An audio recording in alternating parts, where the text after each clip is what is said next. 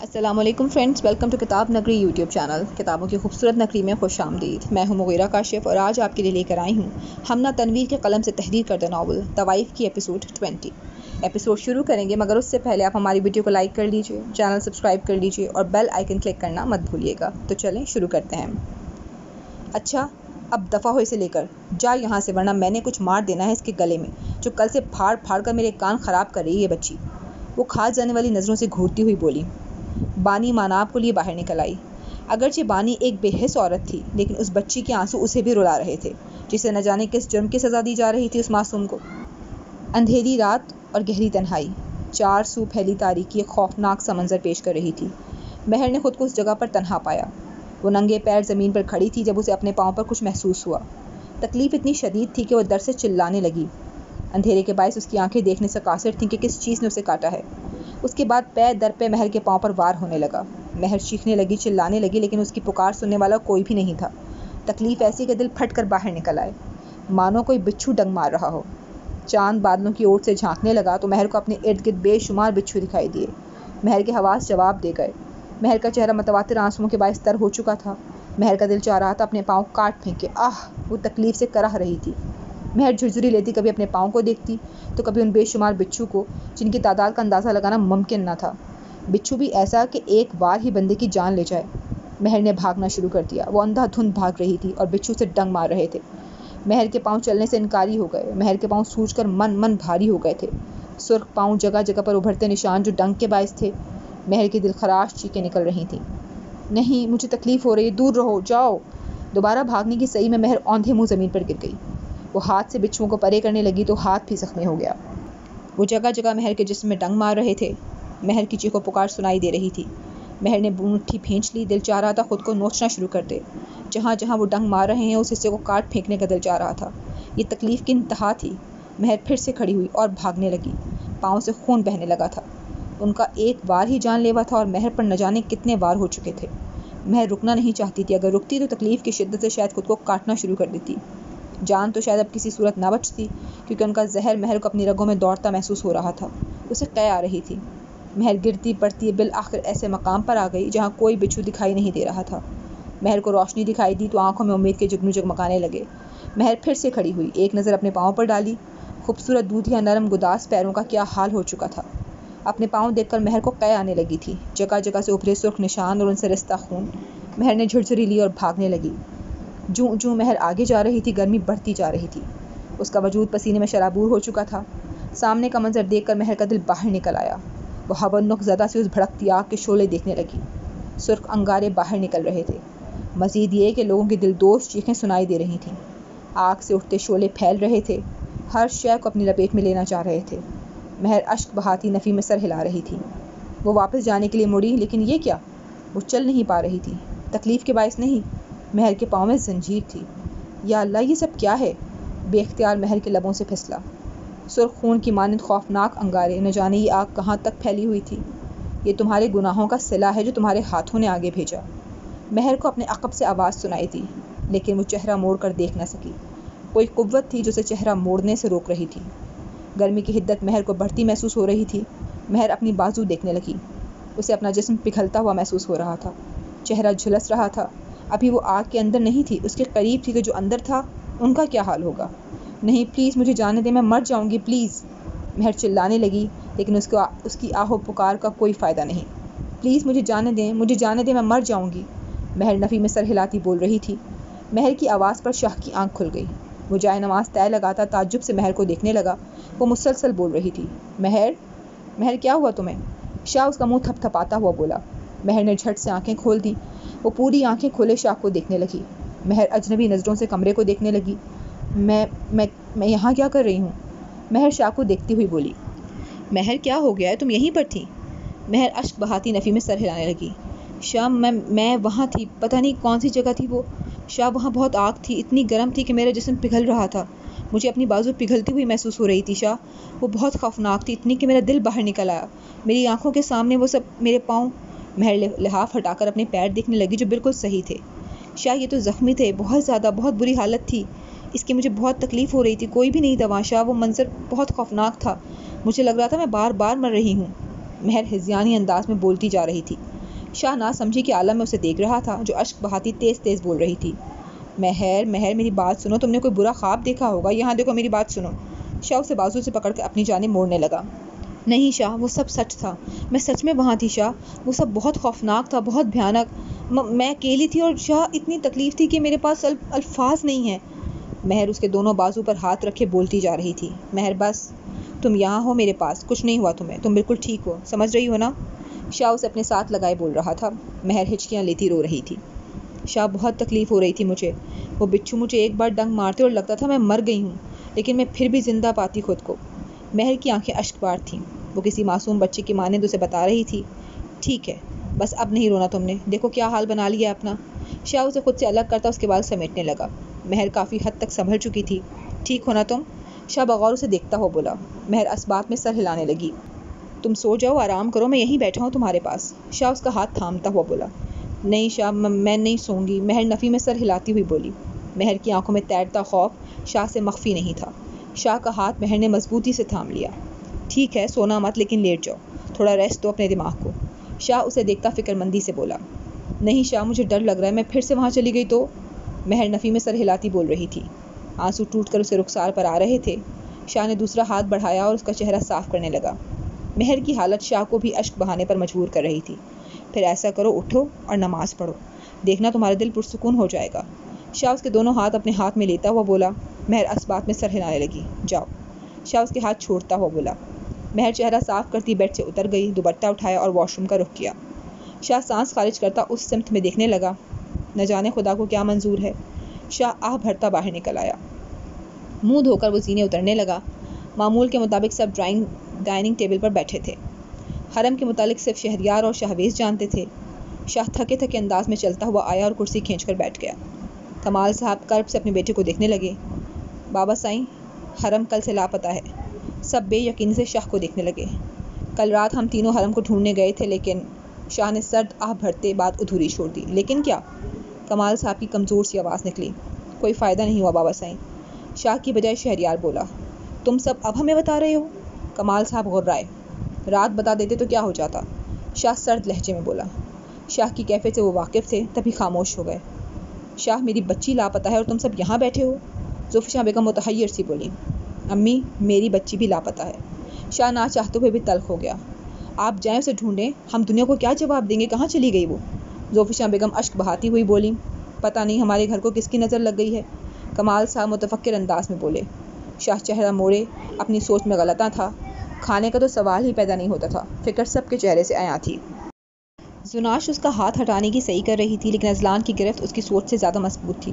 زناش کو اپنا سانس بند ہوتا دکھائی دے رہا تھا۔ وہ پھٹی پھٹی آنکھوں سے دیکھتی نفی میں سر ہلا رہی تھی۔ اذلان کو احساس ہوا تو ہاتھ ہٹا لیا۔ زناش چہرہ جھکائے کھانسنے لگی۔ وہ زور زور سے سانس اندر کھینچنے لگی۔ اذلان اس کے سانس بحال ہونے کا منتظر تھا۔ تم پاگل ہو کیا؟ میں مر جاتی پھر؟ زناش کھانستی ہوئی اسے دیکھنے لگی۔ مر جاتی تو زیادہ بہتر ہوتا، وہ صفاقی سے بولا۔ زناش کا دل کٹنے لگا۔ اذلان، تم کتنے خود غرض ہو؟ زناش شکوہ کناں نظروں سے دیکھتی ہوئی بولی۔ اپنی بکواس بند کرو اور مجھے بتاؤ حرم کہاں ہے؟ اذلان اس کا منہ دبوچتا ہوا بولا۔ اذلان، میں نہیں جانتی۔ زناش اس کا ہاتھ ہٹاتی ہوئی بولی۔ میرے منہ پہ پاگل لکھا ہے کیا؟ اچھے سے جانتا ہوں یہ تمہاری حرکت ہے، شرافت سے پوچھ رہا ہوں، تمہاری بھلائی اسی میں ہے کہ بتا دو۔ اذلان خونخوار نظروں سے گھورتا ہوا بولا۔ نہیں جانتی میں، جاؤ جو کرنا ہے کر لو۔ زناش قہر برساتی نظروں سے دیکھتی ہوئی بولی۔ اذلان مضطرب سا چلنے لگا۔ زناش مٹھیاں بھینچے ضبط کرنے لگی۔ چھوا بھی تو مارنے کے لیے، وہ ہنکار بھرتی چلنے لگی۔ شاہ کمرے میں آیا تو مہر ابھی تک جائے نماز پر بیٹھی تھی۔ مہر، اٹھو، ناشتہ کر لو۔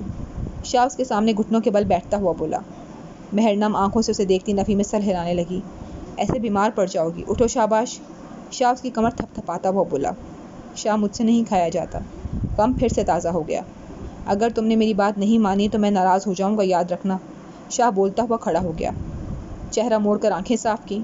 مہر ایک لمحے کا ضیاع کیے بنا کھڑی ہو گئی۔ نہیں شاہ، مہر اس کا ہاتھ پکڑتی ہوئی بولی۔ چلو بیٹھو، میں کھلاؤں تمہیں۔ شاہ نے مسکرانے کی صحیح کی لیکن مسکرا نہ سکا۔ مہر نہ چاہتے ہوئے بھی بیٹھ گئی۔ شاہ اپنے ہاتھ سے اسے کھلانے لگا۔ آپ نے ناشتہ کیا؟ مہر رک کر اسے دیکھنے لگی۔ ہاں، سب کے ساتھ کیا تھا۔ شاہ نے جھوٹ بولا۔ سچ بول رہے ہیں؟ مہر جانچتی نظروں سے دیکھتی ہوئی بولی۔ میں کیوں جھوٹ بولوں گا مہر؟ شاہ آہستگی سے بولا۔ مہر خاموش ہو گئی۔ میں ابھی جاؤں گا باہر، تم اپنا خیال رکھنا، اور حرائمہ آئی ہے، اس سے بھی مل لینا۔ شاہ اسے دیکھتا ہوا بول رہا تھا۔ آپ کہاں جائیں گے؟ مہر اس کا ہاتھ پکڑ کر بولی۔ یہیں ڈھونڈنے۔ شاہ چہرہ جھکائے ادھر ادھر دیکھتا ہوا بولا۔ مہر نے اس کا ہاتھ چھوڑ دیا تو شاہ نے نوالا اس کے سامنے کیا۔ بس شاہ، آپ جائیں۔ مہر نفی میں سر ہلاتی ہوئی بولی۔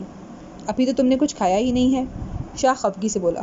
جب آپ آئیں گے پھر آپ کے ساتھ کھا لوں گی، ابھی بس۔ مہر ٹرے پیچھے کرتی ہوئی بولی۔ جانتی ہو، میں نے یہ کام پہلے کبھی نہیں کیے۔ شفا سے محبت بہت تھی لیکن کبھی اس کے لیے اتنا نہیں کیا۔ تم بہت بہت خاص ہو میرے لیے۔ شاہ اس کی ناک دباتا ہوا بولا۔ مہر نم آنکھوں سے ہلکا سا مسکرائی۔ ملازمہ کے ہاتھ بھیج دینا یہ ٹرے، میں اب چلتا ہوں۔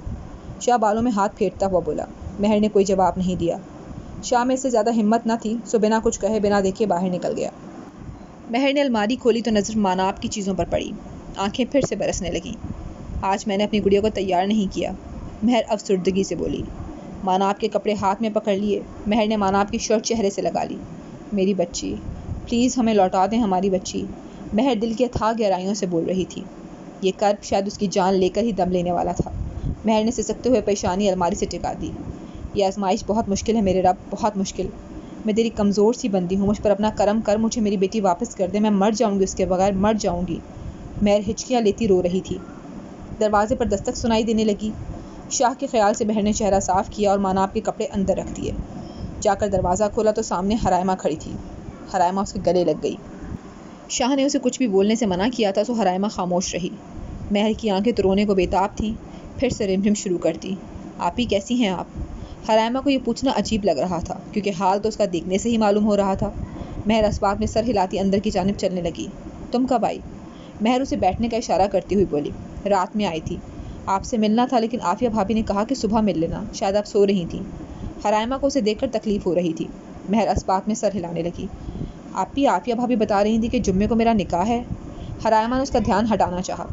ہاں، شاہ نے تمہارا رشتہ شعبے سے طے کیا ہے، تمہیں کوئی اعتراض ہے تو بتا دو۔ مہر اسے دیکھتی ہوئی بول رہی تھی۔ نہیں آپی، مجھے کیوں اعتراض ہوگا، وہ میرے بڑے ہیں، میرے لیے اتنا کر رہے ہیں، بھلا ان کا انکار کا جواز بنتا ہے؟ حرائمہ سوالیہ نظروں سے دیکھنے لگی۔ میں نے سوچا جو کچھ شاویز نے کیا اس کے بعد آپی وہ مجھے اپنا رہا ہے، کیا یہ بہت بڑی بات نہیں؟ حرائمہ نے اسے ٹوکا۔ ہاں یہ تو ہے، شاہ نے اسی لیے شاویز سے طے کیا تمہارا رشتہ تاکہ تمہیں کوئی مسئلہ نہ ہو۔ مہر آہستہ آہستہ بول رہی تھی۔ بھائی بہت اچھے ہیں، میں جتنا ان کا شکر ادا کروں کم ہے۔ حرائمہ تشکرانہ نظروں سے دیکھتی ہوئی بول رہی تھی۔ مہر پھیکا سا مسکرائی۔ لیکن آپی، میں ایک بار خود شاہبیز سے بات کرنا چاہتی ہوں۔ حرائمہ بولنا کچھ چاہتی تھی اور بول کچھ گئی۔ ٹھیک ہے، میں کروا دوں گی تمہاری بات، لیکن امی کو معلوم نہیں ہونے دیں گے، وہ بلا وجہ بات کا بتنگڑ بنا دیتی ہیں۔ مہر منہ بناتی ہوئی بولی۔ ٹھیک ہے، جیسے آپ کو مناسب لگے۔ حرائمہ خود کو کوسنے لگی۔ آپ نے شاہبیز کو معاف کر دیا؟ حرائمہ کچھ دیر خاموش رہنے کے بعد گویا ہوئی۔ البتہ اس نے معافی نہیں مانگی، لیکن پہلے اس کی نگاہوں میں بے باکی ہوتی تھی، لیکن اب ندامت ہوتی ہے۔ پہلے وہ مجھے دیکھتا رہتا تھا لیکن اب نظر اٹھا کر نہیں دیکھتا، شاید اسے اپنی غلطی کا احساس ہے۔ مہر سرد آہ بھرتی ہوئی بولی۔ آؤ تمہیں ملوا دوں اس سے۔ مہر کھڑی ہوتی ہوئی بولی۔ حرائمہ ششوپنج میں مبتلا ہو کر کھڑی ہو گئی۔ مہر باہر نکل آئی اور شاہبیز کے کمرے کی جانب چلنے لگی۔ سب اپنے اپنے کمروں میں تھے۔ مہر نے دروازہ نوک کیا۔ آ جائیں۔ شاہبیز کی آواز سنائی دی تو مہر دروازہ کھول کر اندر داخل ہو گئی۔ حرائمہ باہر ہی رک گئی۔ جی بھابی؟ شاہبیز بیڈ سے اتر کر کھڑا ہو گیا، چہرہ جھکا رکھا تھا۔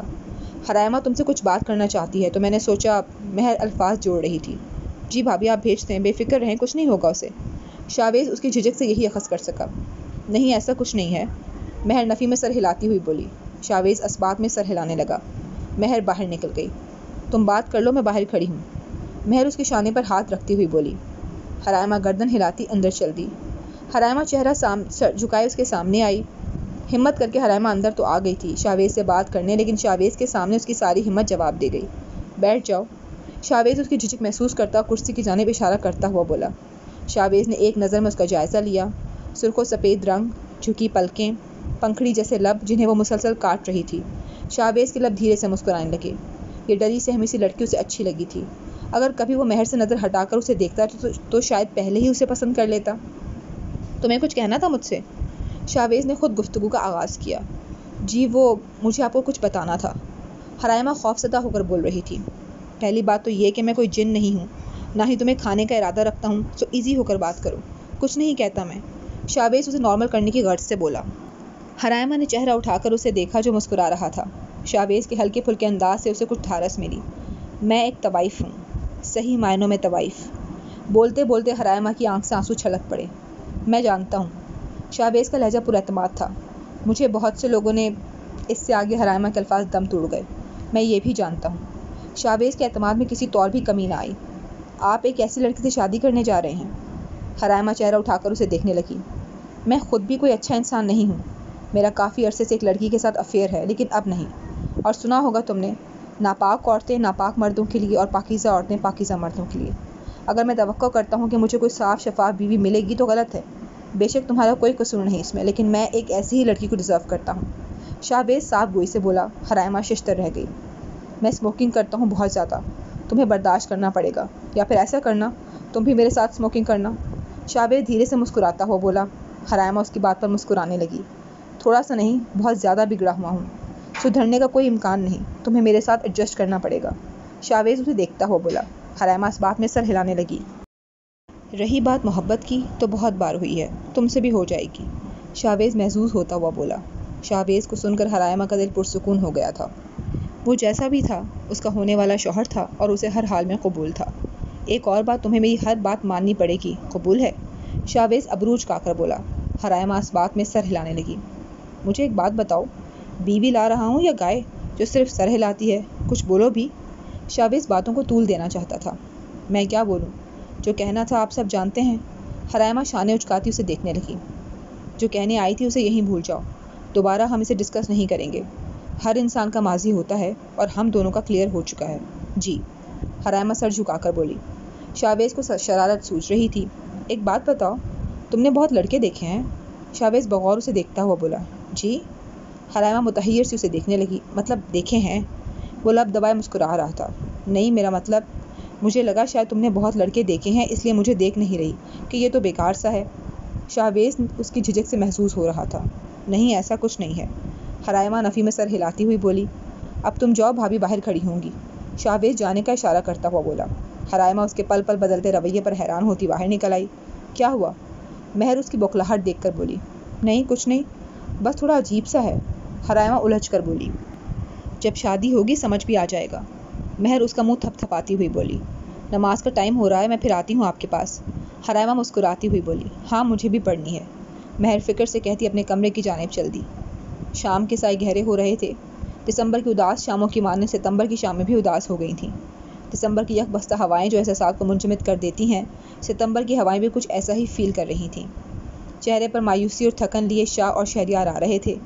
اس اداس شام کی مانند شاہ کی آنکھیں بھی اداس تھیں۔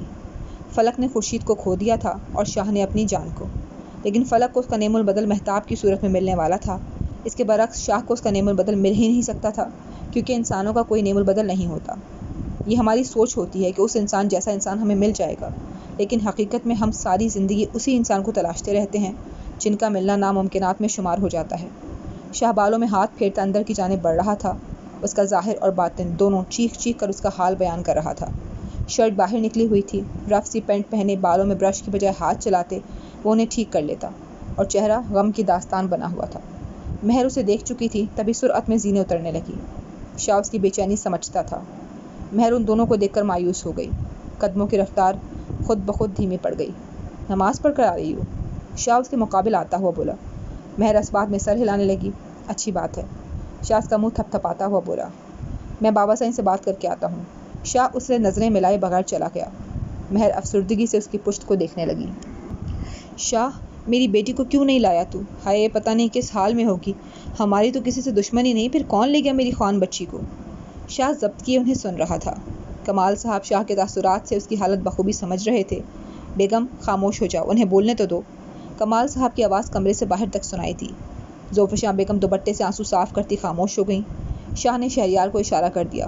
وہ مہر کو سنبھالتے سنبھالتے تھک جاتا تھا۔ گھر والوں کو سمجھانا اس میں اتنی سخت نہیں تھی۔ بابا سائن، ہر جگہ دیکھ لیا ہے، جہاں حرم کا ملنا متوقع تھا، لیکن وہ کہیں نہیں ملی۔ خدا جانے وہ کہاں ہے، نہ حرم کا کچھ معلوم ہو رہا ہے، نہ ہی مناب کا۔ شہریار مایوسی سے بولا۔ اور پولیس؟ وہ ابرو اچکا کر بولے۔ بابا سائن، پولیس سب سے پہلے گھر میں پوچھ گچھ کرے گی، اور مہر بھابھی کی حالت ایسی نہیں کہ انہیں اس سب میں دھکیلا جائے۔ دوسری بات، پولیس سے سب کو معلوم ہو جائے گا۔ شہریار افسردگی سے بولا۔ معلوم تو ابھی بھی ہو رہا ہے، میں تو کہتا ہوں پولیس میں مناب اور حرم دونوں کی رپورٹ کروا دو۔ وہ برہمی سے بولے۔ صبح دیکھتا ہوں واپس آئیں، اپنے کسی جاننے والے سے بات کروں گا، شاہ تھکے تھکے انداز میں کہتا باہر نکل گیا۔ اللہ جانتا ہے کیا لکھا ہے اس کے نصیب میں، وہ شاہ کو دیکھتے تعصب سے بولے۔ اب کل کا انتظار کریں ہم؟ شاہ کو تو کوئی فکر ہی نہیں ہے، نہ اپنی بیٹی کی نہ اپنی بہن کی۔ زوفیشا بیگم آنسو بہاتی پھر سے شروع ہو گئیں۔ شہریار انہیں دیکھتا نفی میں سر ہلاتا باہر نکل گیا۔ تمہاری عقل گھاس چرنے گئی ہے یا شاہ کی حالت تمہیں دکھائی نہیں دیتی یا اندھی ہو گئی ہو؟ شہریار کے نکلتے ہی وہ برس پڑے۔ میں ہی بری لگتی ہوں سب کو، کیا غلط کہہ دیا ہے میں نے؟ وہ کمال صاحب کو دیکھتی ہوئی بولی۔ اپنا منہ بند رکھو تو بہتر ہوگا، ورنہ تمہیں ہی خمیازہ بھگتنا پڑے گا، وہ غضب سے دیکھتے ہوئے بولے۔ زوفیشا بیگم منہ بناتی دوسرے سمت دیکھنے لگیں۔ شاہ کی نظر مہر پر پڑی۔ شاہ جیسے اسے چھوڑ کر گیا تھا وہ ویسے ہی کھڑی تھی۔ تم یہیں کھڑی ہو؟ شاہ اس کی جانب چلتا ہوا بولا۔ آپ کا انتظار کر رہی تھی۔ مہر کی آواز اتنی آہستہ تھی کہ شاہ بمشکل سن پایا۔ آؤ باہر چلتے ہیں۔ شاہ اس کا ہاتھ پکڑتا ہوا بولا۔ مہر سر جھکائے اس کے ساتھ چلنے لگی۔ شاہ، مہر کی آواز نہ چاہتے ہوئے بھی بھیگ گئی۔ بولو۔ شاہ سامنے دیکھتا ہوا چل رہا تھا۔ وسیع و عریض باغ میں وہ دونوں آہستہ آہستہ چل رہے تھے۔ مانا آپ کو اب ہم کبھی نہیں دیکھ سکیں گے۔ مہر سوں سوں کرتی آستین سے چہرہ صاف کرنے لگی۔ شاہ چند ثانیے کچھ بول نہ سکا۔ چہرہ اوپر اٹھائے وہ آنسوؤں پر بند باندھ رہا تھا۔ پتہ نہیں مہر، میں کچھ بھی سوچنے سمجھنے سے قاصر ہوں اس وقت، لیکن اگر قسمت کو یہی منظور ہے تو ہم کیا کر سکتے ہیں؟ شاہ بے بسی سے بولا۔ مہر تڑپ کر اسے دیکھنے لگی لیکن شاہ اسے نہیں دیکھ رہا تھا۔ شاہ، میرا سانس بند ہو جائے گا، ایسے مت بولیں۔ مہر کو اپنی جان نکلتی محسوس ہو رہی تھی۔ مہر، تم بہت بہادر ہو، ہمت سے کام لو۔ دیکھو تمہارا شوہر کتنے حوصلے والا ہے، ایک ہی دن میں بہن اور بیٹی دونوں کو کھو دیا، پھر بھی تمہارے ساتھ صبر کا دامن تھامے کھڑا ہے۔ شاہ درخت سے ٹیک لگا کر مہر کو دیکھنے لگا۔ مہر نفی میں سر ہلا رہی تھی، نہ دل ماننے پر راضی تھا نہ دماغ۔ شاہ، میں کیسے ہمت کروں؟ 9 مہینے وہ میرے ساتھ سانس لیتی رہی، گزشتہ 2 ماہ سے میرے دن اور رات اس کے ساتھ گزرے ہیں، وہ میرے جسم کا حصہ ہے شاہ۔ میں کیسے مان لوں دوبارہ ان ہاتھوں میں اسے اٹھا نہیں سکتی؟ میری آنکھیں اسے دیکھنے کے لیے ترس رہی ہیں، ان کی پیاس کبھی نہیں بجھے گی، کیسے مان لوں شاہ؟